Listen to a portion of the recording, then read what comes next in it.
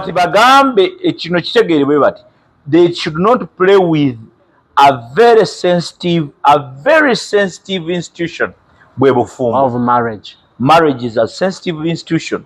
Esobola okuwa ekisiraani kyotalabangako. They should not play with marriage. Message ke wamusindikira nti hi baby mpulira nkwagadde tetwaliyo eyo gy'oba obimalira bombo clat. Don't waste our time. All right. Otherwise okusinza bwe munnyonnyola abantu abagenda basikanga ku stage abe ngayimba bamukwate ejjeke bamugambe gwe oluyimba lwoyimba walutunda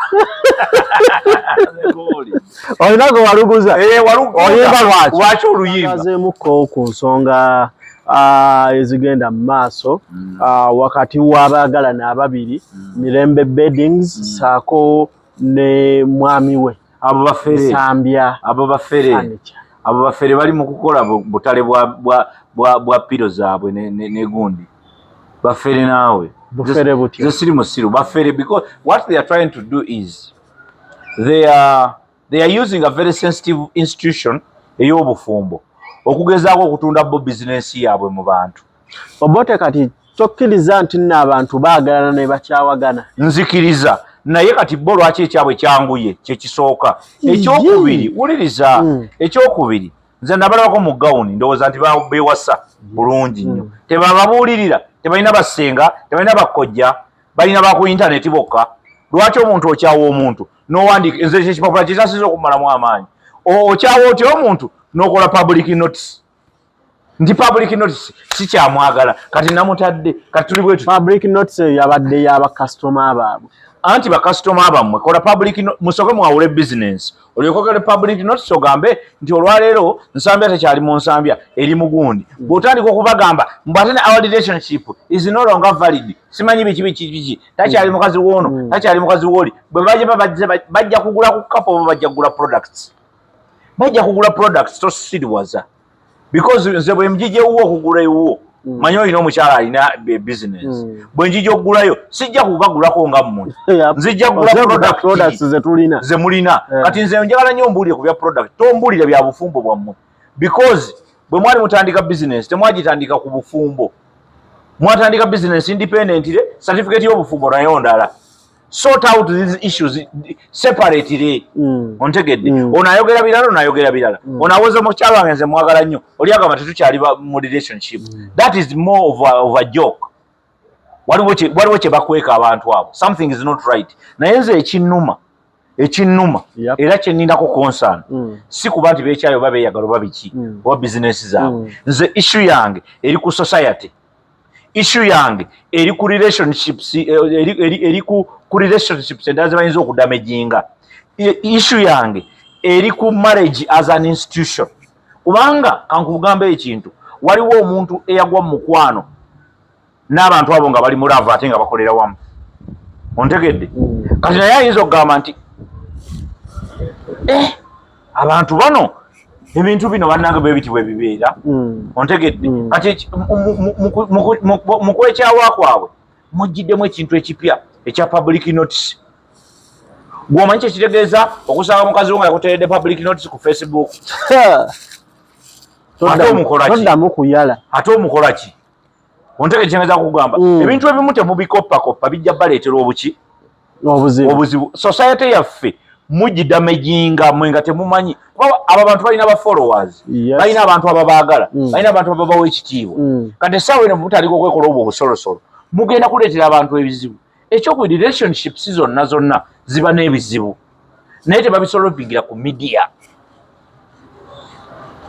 ebizibu tebabisolovingira ku media ku media osobola okuteekayo ekifaananyi nga mwekutte ne mukazi wo ontegedde naye ate bwe mufuna obuzibu tokisolovingira ku media kubanga n'embaga ebeerawo mu lwatu waliwo olyeko mu mbaga gye bakolera mu kisenge mokka bagikolera mu kanisa waliwo abantu waliwo buli kimu teriyo kali kyekkiriza mbaga ekolebwa mu kisenge mulina okujja ebweru ensi nebalaba publicly naye mu kwawukana oba mu kubaawo challenges mu maka mubikolera munda gwe wotolina tofuna bizibu Habibayo. Kakati kyembuuza. Diwo yalese wano okeera wano ogamba nti leero nja wayoge ku mukyala wange namugambye akole kino n'agaana. Lwaki? Okimira. Kakati relationship waliwo ebintu ebigifuga. Ekisooka ye mizi gy'oyogedde. Okumira issues ezimu nti issues bwe zibeerawo muzisorting behind cut mutunda curtains naye temutegera na ani kakati obote nedda kyembuuza batunda curtains mirembe beddings batunda curtains batunda n'ebyo byonna tebategeera mugaso gwa curtains behind the curtains kuziyiza bakozese curtains ezo kuziyiza light kuyingira madini batubulire lwaki batunda curtain si kuziyiza light n'ebintu ebiri ebweru kulaba mu ddiiro na beauty lwaki tebazikozesa mu kisenge kyabwe mu relationship yabwe baziguza bantu nabo bateekewo curtains zaabwe ebintu byabwe besiro biri andi kati obote waliwo okubeera olaba relationship z'oku ogundi social media okwo newoolooba toyagala wali owuliddeko social media emu ng'egambye nti nno TikTok yewasiza ne Facebook. Wuliriza obote. Wuliriza obote. Ebyo bye mwogera saagala kuwuliriza kasasiro. Ebyo byoyogera. Gwoli mu kusudia embeera nti waliwo relationships eziri public. Public erina okumanya okuva nedda. Public emanya nti wawasizza. Emanya nti nawasizza. Emanya omukazi nti yafumbiddwa. Public bulijjo ebadde ng'emanya. Wabeerawo influence nga ne bw'oba tewandiyagadde kintu kyogerako. Bano ba social media in-laws nga bagenda kusima paka lw'oluvaayo. Nedda. Obufumbo buba bubwo. Ontegedde. Lwaki nga bakusima? Era basimaasimika. Ontegedde. Nti n'abano bakifunamu. Kyova olaba nti oli yasobodde okukola public notice. N'ateekamu mirembe beddings tukyaliyo kugundi complex nanka biki twala tugende byonna yabitaddemu. Lwaki abiteekamu? Bakyasula mu nnyumba ye. Akifunamu. Wuliriza bino abifunamu. Mubifunamu. Mali mu kuwuddiisa ffe. Muli mu kuwuddiisa bantu. Era tubyogereko. Kuba kati nze emirundi gye njogedde mirembe beddings olwaliro mingi. Bagenda kunsasula. Kati ekyo kye nkugamba nti kye baliko. Naye bakola let me tell you ntera okugamba abantu ne baluyita olugezigezi. Not every good thing is right. Yep. Si buli kirungi nti kiba kituufu. Kakati kirungi nnyo mujja kufuna mu business yammwe. Naye you are damaging yourselves. You are damaging the society. You are damaging yourselves. Wandi banno omutuufu. Yes. Basookera wano kabadi kakulangira ku peegi z'abantu. Webale nnyo nga bagenda ne bakwata abavubuka ne batandika okutayipinga nga booteekayo vote video nga bateekawo awo wansi. Mirembe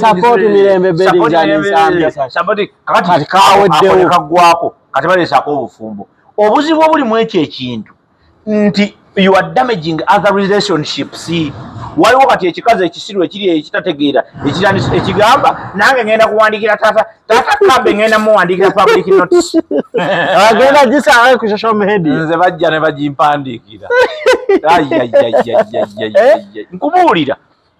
Kankubuulire buli kintu ekibi ky'olaba olwaleero kyatandika butandisi ate waliwo eyakitandika. Buli kibi ky'olaba kyatandika buki nga waliwo akitandise. Ane guno gwandiba omuze nga mutandikiddwa. Abakazi batandika oteerayo abasajja. Public notice n'abasajja bajja ziteekayo. Nga bakugobera ku social media. Oli akuweereza oba oli ku mulimu gwo. Akugamba nti public notice wagifunye. Kali muno mwe tuzungira obeera busy. Omwana we aba ku ssomero mu kisulo. Nno kitaawo babodde public notice. Awo wetulaga. Nkugambe buli kintu ekibi kitandika butandisi ate nga wabaawo abakitandise. Kati n'ekyo nakyo oyo omwana ayagala kukireeta. Naye ffe tujja bakolimira because ffe tuli bafumbo 1. 2 tuli very society sensitive. Tumanyi society zaffe gye zivudde ne gye ziraga. Kubanga bo balowooza nti nno agamaalo ge bagenda okukozesa okufuuka okulabika nga bayitire etya mbo bali modern. You're not modern. Ontegedde? Okukola ebyo tebikikufuula modern. Era ffe tutera n'obagamba if you're uncultured, you're uncivilized. That does not show any civilization. It shows a lot of weaknesses. It shows a lot of backwardness, primitiveness, the primitiveness of the highest order. It shows a lot of hell. You do not know what you're doing. Era Katonda abasonyi abasasire. Sente tezibatuusaawo baganda bange. Obusente obwo tebubatuusaawo. Yep. Twali tulabya abanene emirembe engalo. Temwonoona institutions eziyimiridde. Kubanga munoonya ssente. Kubanga obufumbo is an institution. Mirembe Beddings ne bbaawe si be baatandika ebyobufumbo. Obufumbo bwaliwo kuva dda.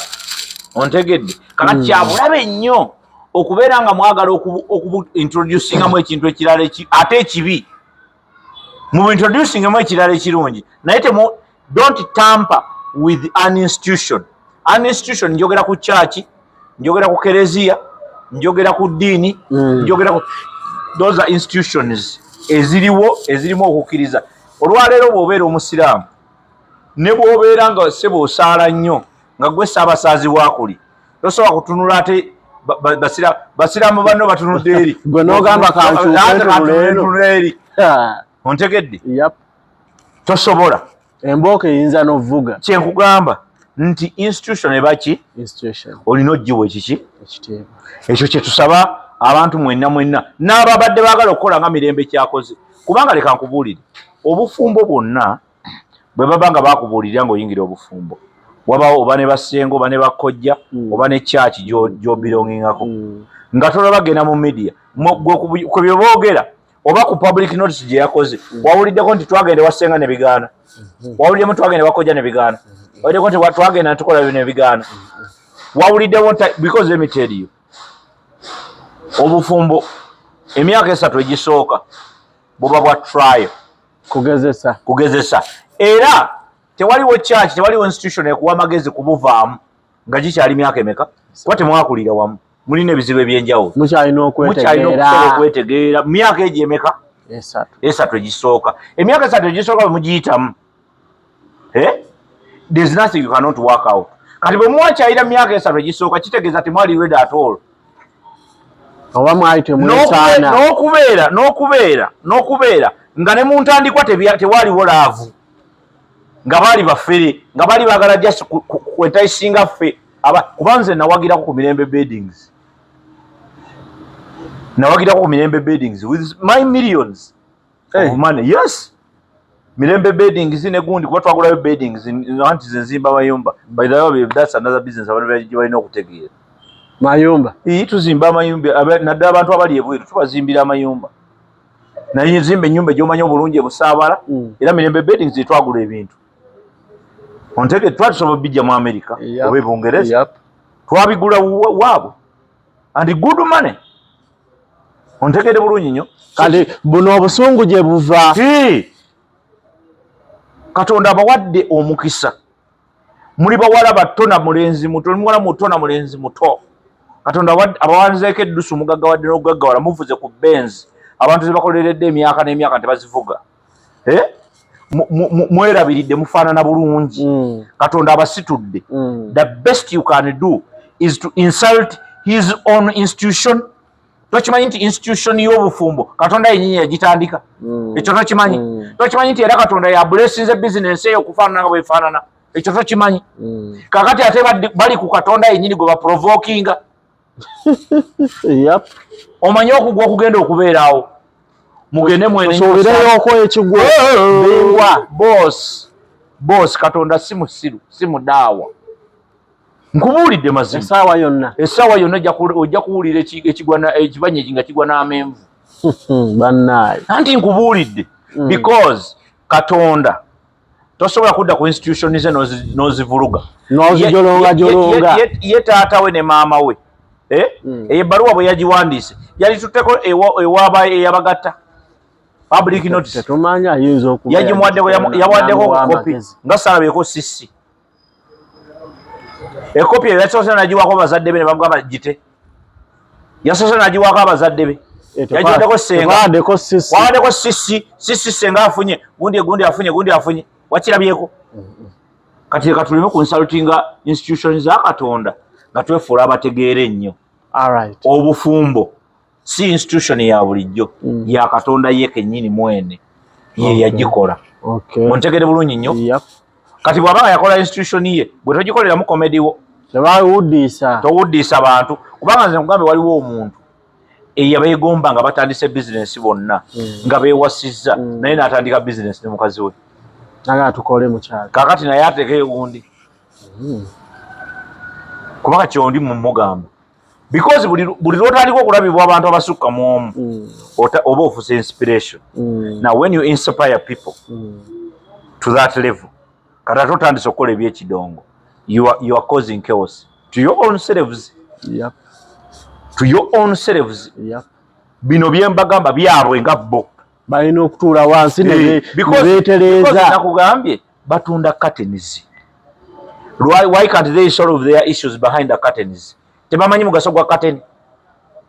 Ebbanga lye batundidde curtains tebamanyi mugaso gwa curtain.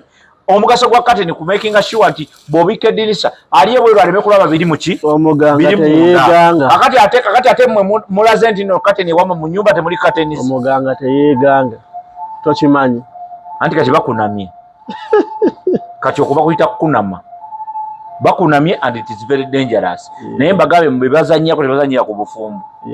Nze nakugamba olulala ne nkugamba nti Uganda is very happy because of one family eyali ey'omukyala Esiteri ne Amos Kaguta abazaala President Museveni. Ontegere bulungi nnyo abo olw'okuba nti bakuuma bulungi famire zaabwe ne bazaala obwana bwo Museveni. Nze Museveni mutunulyanga akaana akato akazaalibwa ne kalabirirwa buki bulungi watanga Mirembe Beddings abadde agenda otuzaalira Sudiri tuba tukyamulina family nga mugidobonkanya bwe mutyo Sudiri anaamuzaala ewalala anaamuzaala ewalala Sudiri nedda ssebo blessing Katonda agigaba olwo ebyo ebintu bwe bityo tebirimu kuzannyazannya era kakati naye ayingidde mu luse lwa bannaddiba bw'abanga byabadde ayogera bya mazima nga byewandiise mu kipapula kye nasomye ate talina kyayinza tugamba kubanga it was a public what notice oba si yakiwandiise n'abakola ku TV ye bakyogedde bakiconfirmings era nani nasoose kulowooza nti waliwo akijinzi AI nabadde kyendowooza but it's not true. It was well done by themselves but anyway so ki ekirina okukolebwa abantu bano kwenenya okusookera ddala bagende beenenye nti baasiriwaza abantu beenenyezaani Katonda ate kati ffe batwenenyezaako ki ffe baatukubye dde ekisiraani baatuwadde public notice gwelinda abakazi balala nga baleeta public notice nkubuulidde but bagambe kino kitegeerebwe bati they should not play with a very sensitive institution bwe bufumbo of marriage. Marriage is a sensitive institution. Esobola okukuwa ekisiraani kyotalabangako. They should not play with marriage. Alright. Last year ne mwesiba ebisenso. This year ne mugamba mbwate public notice. Ate omusajja bwagamba nze mukazi we mwagala nnyo. You are fucking with the wrong people. So for you, you're saying they are here promoting just their business. Bobali mu business. Nothing else. Because at the end of the day, bufumbo ne business. Lwaki obigatta okutuuka ku level egamba ate business ye kyali wamu bannaye mutuwagire naye ate ffe relationship ye weddewo relationship eggwawo etya ng'ate mulina relationship eya business. Singa relationship yabaddewo ne business adde balina ogikubamu ne bajaalula mudde eridde eri oba balwana because bino ebirala byebekwasa simanyi balwana simanyi yamukuba simanyi yamukwata n'omukazi yamukwata n'omusajja simanyi ate yamulikodinga ebyo byonna tebikola makulu. Lwaki obufumbo byo bibeeramu bwabasa abantu olaba abantu ab'obuvunaanyizibwa ennyo betusinga okutya mu Uganda baali bafunye obuzibu mu bufumbo. Ontegedde oli afuna obuzibu mu bufumbo omukazi n'okunoba n'anoba. But that doesn't take away the fact of the respect of marriage. Ontegedde because marriage is an institution gy'otalinaamu mukono mu ntandikwa yaayo kati gwe totandika gizannyira mu bombo clat totandika gizanyiramu because togitegeera. Alright. Todaba yadde okubeera mu bufumbo emyaka 2. Otuleetera public notice. Bigaana obote bigaana. Bwe biba bigaanyi toleeta public notice. Kubanga bwe biba bigaanyi totuleetera public notice kubanga twali twamanyiza nti marriage yaffe eri mu public. Eri kalika message ke wamusindikira nti hi baby mpulira nkwagadde tetwaliyo. Eyo gy'oba obimalira bombo clat. Don't waste our time. Alright. Njaga tugende ku nsonga ya David Lutalo. Bade mayogera kugera ku copyright boli. Tugenda tuukawo. Ati tujja tuukawo nze ndiko neighboring rights nina obudde bwebyo. Neighboring rights. Ze no obudde bwebyo kasasya. Ezo ze Moses ze Kenya ne Tanzania mu Burundi. Sina budde bwabyo. Choino tegera kugundi nga tonabala bimbuza. Bane David Travel gombuza naye nembalegeza okugati ebyo bonna batuufu.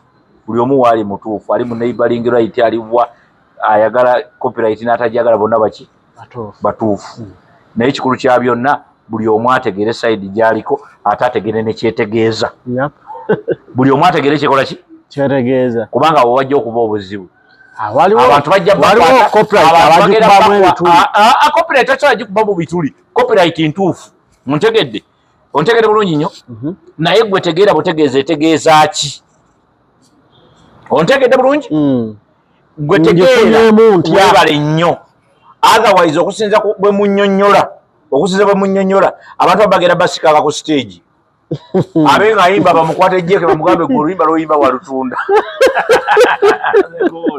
Olina go waluguza oyimba lwaki oluyimba bagenda kukwata abantu ku jeke. Ffe tulina abayimbi ng'ayimba luyimba lwa munne nga ku stage bw'atuuka takyalina luyimba lwayinza kuyimba ng'alina kuyimba lwa muyimbi mulala aliko. Kakati bagenda kukwata abantu ku jeke bamuleete bamugambe twamusaza ayimba luyimba lwa gundi ku stage. Nze ffe twabira wano mu campaign nga Kenza atayimba zali ensikini bawe bagambe mugabo beza wangula wadi ziruwa kakati beba abagala ki copyright ojja jiwulira. Ze kyembasaba kiri kimu buli omu woli kubya copyright bino buli omu woli oli mutuufu buli omu ali mutuufu buli omu woli ajikirizamu n'agigaana.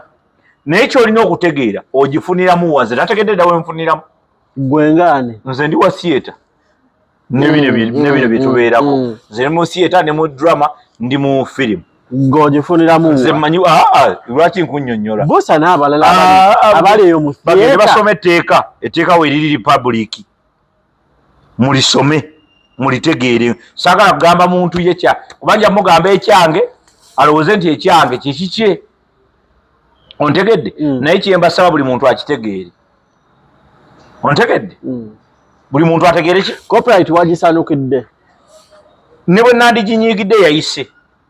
Nze kyenjagala okugamba abantu nti mupapa mukyamuukirira.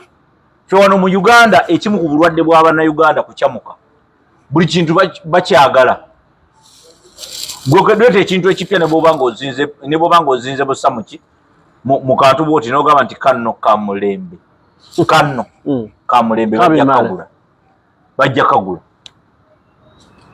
kagula wano e Uganda kalibe ebbaala ebbaala epya lirikola enkadde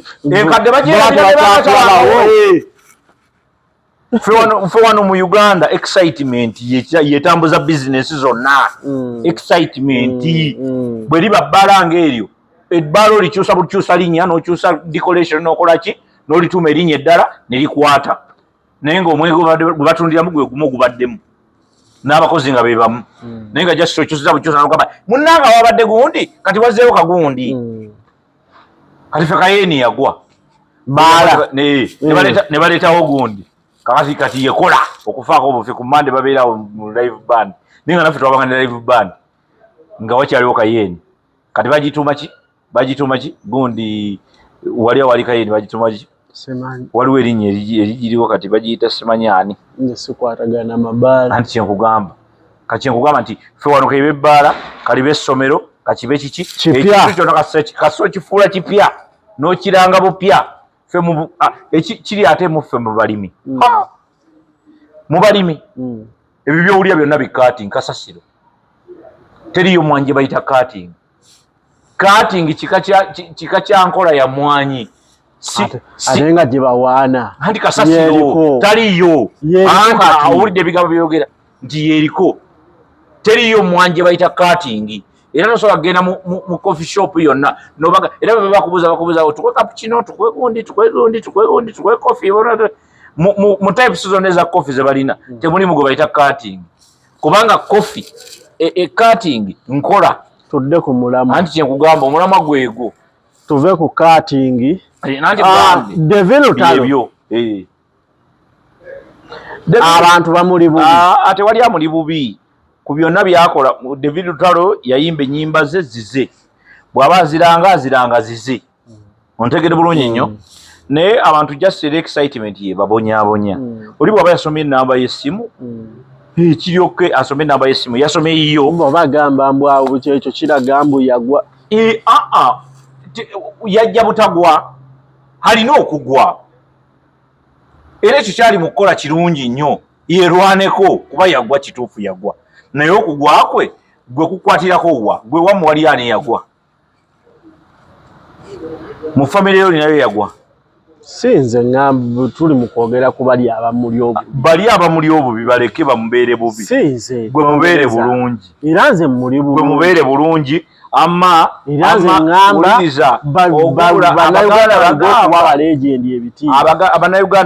abaganda bagamba nti ogubula eyeeguya tegukola ki teguwangaala ontegere bulungi nnyo bw'ogubula eyeeguya tegukola ki teguwangaala oli bw'atakukubira ssimu bw'olaba tebakukubira ssimu naawe n'otagikuba laavu egenda bw'olaba omukazi wo takukubidde essimu okumala ennaku bbiri gwe mukubiri ontegedde todda mukuwoza omukazi n'atankubira ssimu oba noga musajja tankubira nange sijja mugimukubira laavu eweddewo bw'olaba takukubidde mu nnaku bbiri gwe mukubire kati Lutalo tebamukubira namba yeeyo baleke enamba bagirabira enamba yiyo nze muwagira emirundi 1500 kubanga omuyimbi yenna agwa omuyimbi yenna asituka betwalako wano kuliri puzzle ng'agudde ajula kudda kuvuga boda kati nadda mu kisododo kikera naddamu saajula anti yajeegomba nga n'okubaawo teriiwo ontegedde kakati ensi bwekyo bweba music okufaananako n'ebintu ebirala kakibeere kimuli ku ttale kiwezalinga kituuka ekiseera nekikola ki nekikala teri muntu abeera wano bwati waliwo awoyambuka waliwo nokka abantu batono nnyo abasobola okumaintaininga kati nga ffe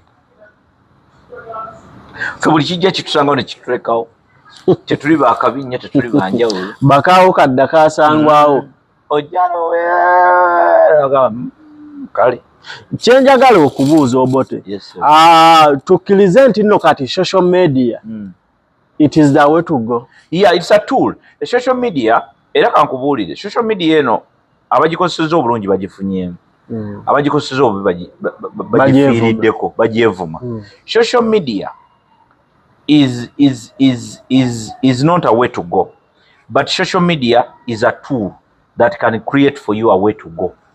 The social media itself is not a way to go. It is a tool, but it is a tool that can give you a way to go. Kati abasinga abalowooza nti social media is a way to go bebakola ensobi zino nebereetera problems. Ontegedde, social media cannot be a way to go, but it is a tool that you can use to create a way to go, not the other way around. Because bw'oddira social media nti gye kutwala gy'olaga Sky Soldier ye ng'ajja ng'akulaga beesikotisi ng'akulaga bamalaaya ng'odda ku ebyo naye ng'ate kuliko ku social media ebintu eby'amagezi bisinga okuyigiriza abantu n'ojja naawe n'otula nalabye ng'oswadde waswadde nnyo ekisajja kikulu tolina magezi naawe obeera otya ku social media n'otuula ng'owuliriza ku Sky Soldier akwana abakazi agula bamalaaya naawe n'owuliriza abyogera ensi yonna egula bamalaaya oli kisajja waswadde oswaddi ensi yonna ekulabye oswaddi nakulabye negamba ekisajja kya kiswaddi kusubscribinga ku Focus TV yani bingi